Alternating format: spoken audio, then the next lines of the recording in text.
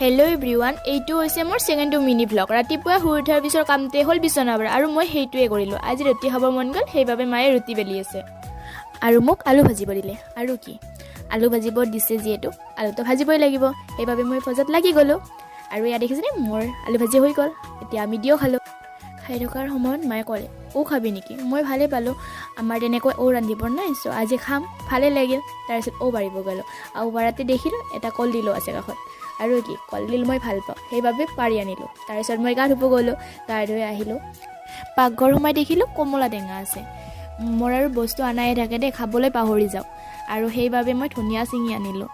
এই দেখিছেনে, মই কৰি আছোঁ কমলা টেঙাৰ আয়োজন, আৰু মোৰ কমলা টেঙা হৈ গ'ল ৰেডি। আৰু তেওঁৰ ৰিয়েকশ্যন চাওকচোন, সঁচাকৈ খাবলৈ বহুত ধুনীয়া হৈছিল। আৰু আমি তিনিওৱে খালোঁ। দুপৰীয়া ভাত সাজৰ লগত আছিল আলু ভাজি আৰু ফুলকবি, আৰু ঔটেঙাৰ লগত মাছ। আজি ব্লগটো ইমানখিনিয়ে, বাই বাই।